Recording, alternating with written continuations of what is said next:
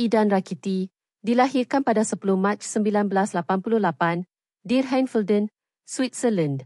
Ialah seorang pemain bola sepak profesional Kroasia yang sangat berjaya. Sebagai seorang pemain tengah yang terkenal dengan disinya, hantaran yang tepat, kadar kejar yang cemerlang, dan tembakan jarak jauh yang kuat, beliau telah menjadi figura penting bagi kelab dan negara sepanjang kejayaannya yang cemerlang. Rakiti memulakan perjalanan profesionalnya dengan Basel di Switzerland sebelum berpindah ke Schalke 04 di Jerman. Persembahannya yang mengagumkan di sana membawa kepada perpindahan ke Sedia FC pada tahun 2011, di mana beliau dengan cepat menjadi kegemaran peminat dan akhirnya menjadi kapten pasukan, memimpin mereka meraih gelaran Liga Eropah UEFA pada tahun 2014. Prestasinya yang cemerlang di Sedia membolehkannya berpindah ke kelab gergasi Sepanyol FC Barcelona pada tahun 2014. Di Barcelona, beliau menjadi sebahagian penting daripada bahagian tengah dominan mereka, bermain di samping legenda seperti Sergio Busquets dan Andy Ares Iniesta.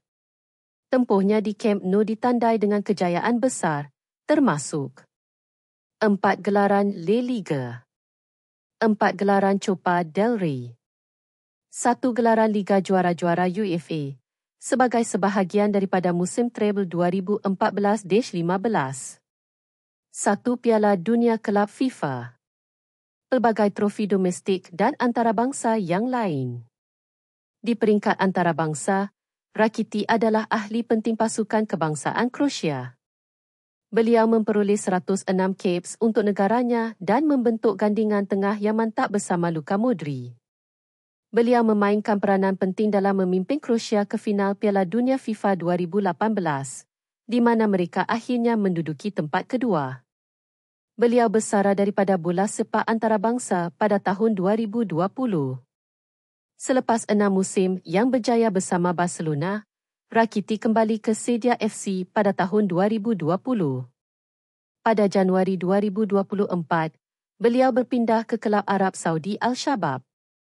Legasi Idan Rakiti ditentukan oleh persembahan tahap tingginya yang konsisten, koleksi trofi utamanya yang mengagumkan, dan kehadirannya yang tenang namun berpengaruh di tengah padang untuk beberapa kelab terkemuka Eropah dan pasukan kebangsaannya.